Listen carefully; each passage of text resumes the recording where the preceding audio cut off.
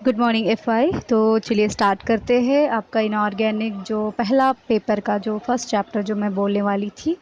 जो acid base theories में part 2 हम स्टार्ट करेंगे। ये लास्ट पार्ट रहेगा, ये इम्पॉर्टेंट पार्ट है, ठीक है।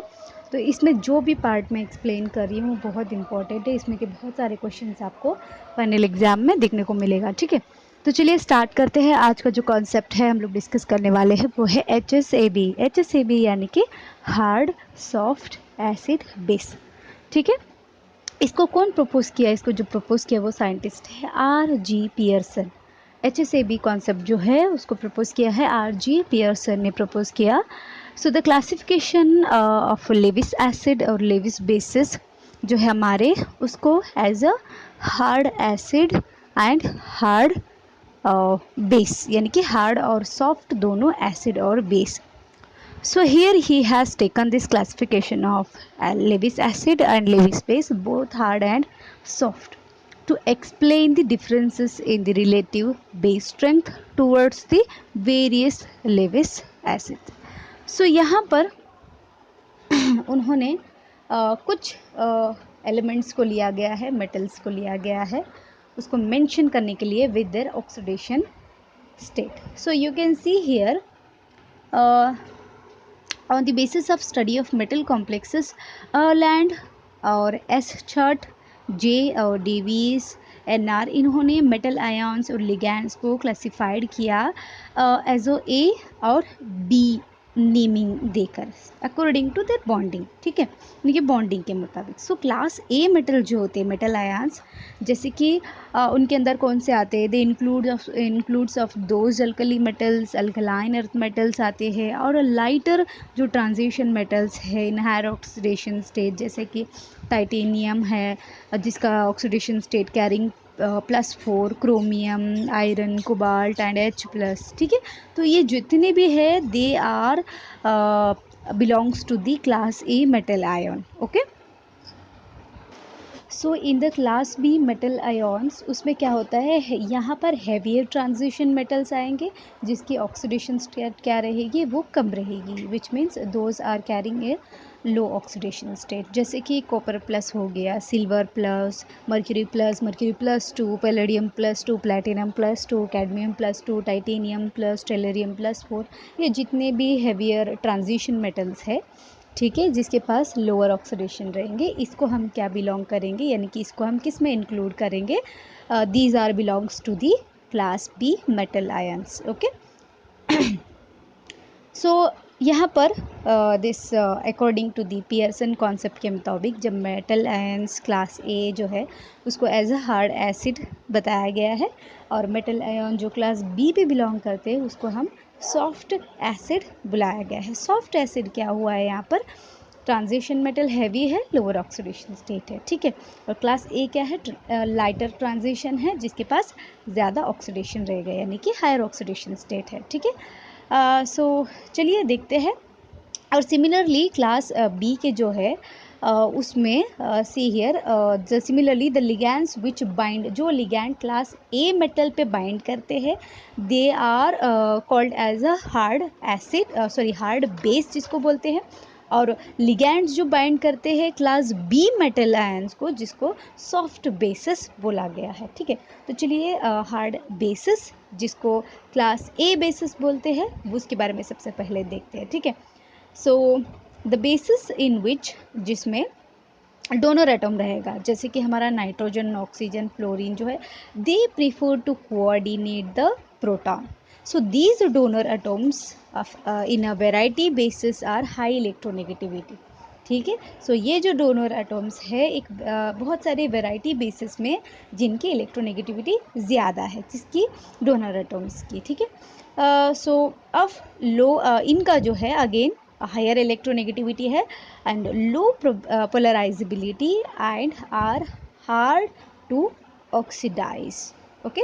सो ये जो डोनर एटम्स है ये स्मॉलेस्ट है of the non metal atoms, they are non metal atoms, ठीक है, जितने भी है नाइट्रोजन, ऑक्सीजन एंड फ्लोरीन, ये जो है ये स्मॉलेस्ट इन अर्थ साइज. सो पियर्सन जो है he called a basis the contain those containing the donor atoms like nitrogen, oxygen, fluorine as a hard basis to highlight the the fact, कौन सा fact है, that they hold to their electron tightly, ठीक है। So this is a very simple about hard base क्या होता है वही था। स्मॉलेस्ट रहते हैं जो नॉन मेटल है वो डोनेट करते हैं एंड कोऑर्डिनेट करते हैं किसके साथ, मेटल के साथ, ठीक है। और लो पोलराइजेबिलिटी है and they are hard to oxidize. ये कुछ पॉइंट्स है जो आपको याद रखना।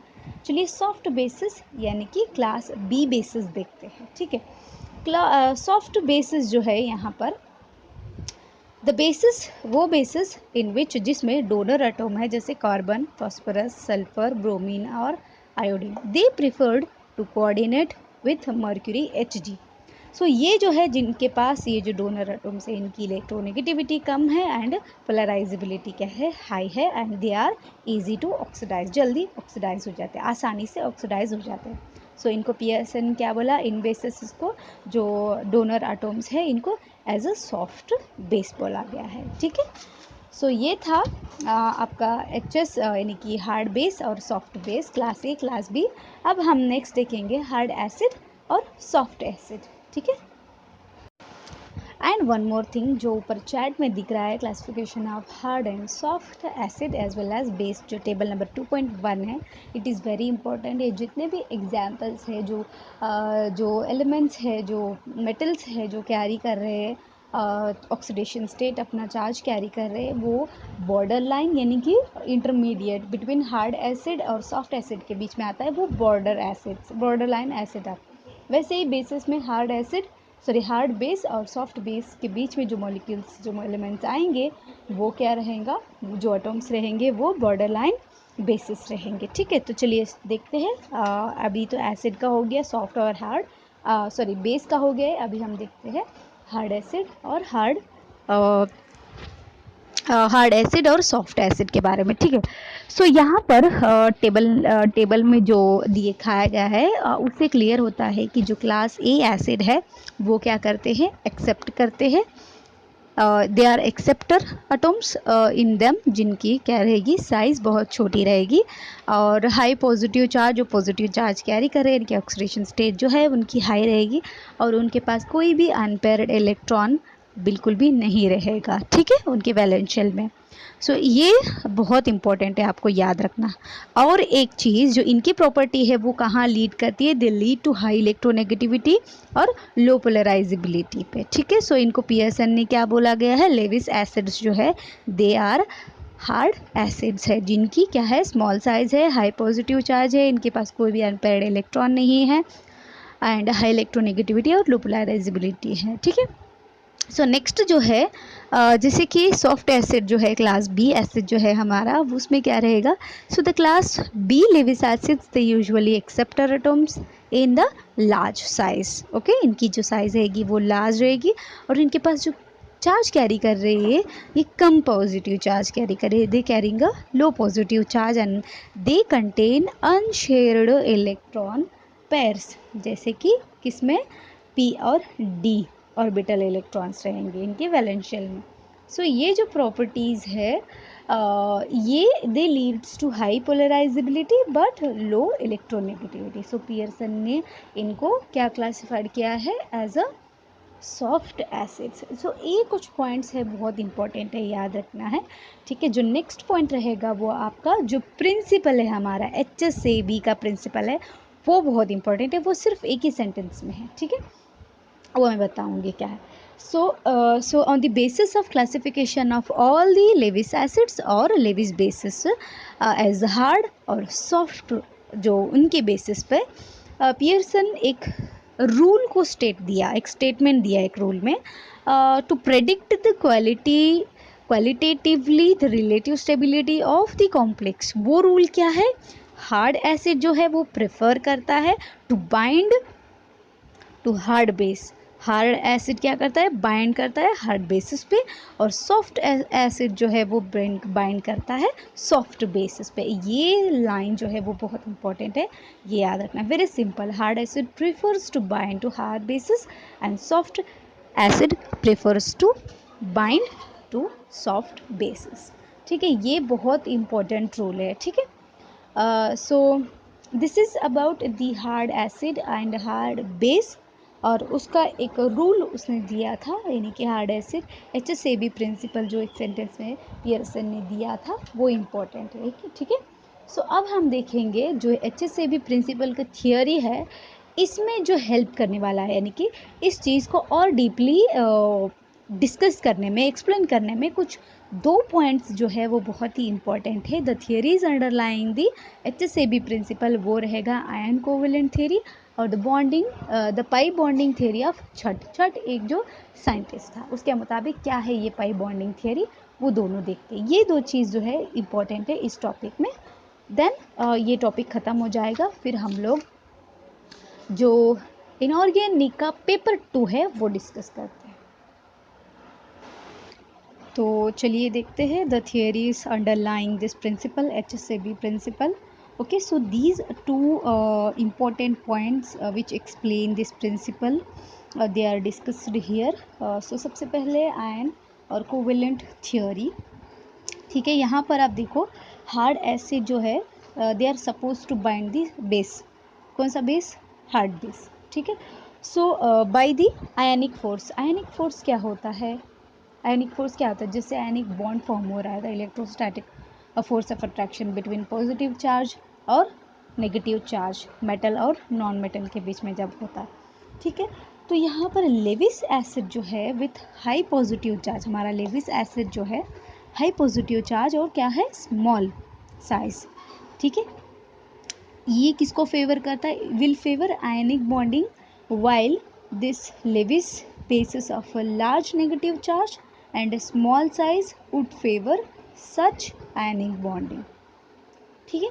सो ऐसे आयनिक बॉन्डिंग में ये क्या करते हैं, अपना फेवर ज़्यादा देते हैं जब उन दोनों में बॉन्डिंग हो रहा हो। सो सॉफ्ट एसिड्स क्या करता है, they bind bases preliminary by covalent bond, covalent bond में क्या होता है, तो वहाँ पर म्यूचुअल शेयरिंग ऑफ इलेक्ट्रॉन होते हैं। So for good covalent bonding the two bonded atoms should be similar size, और क्या रहेगा, सिमिलर इलेक्ट्रोनेगेटिविटी रहेगा, ठीक है।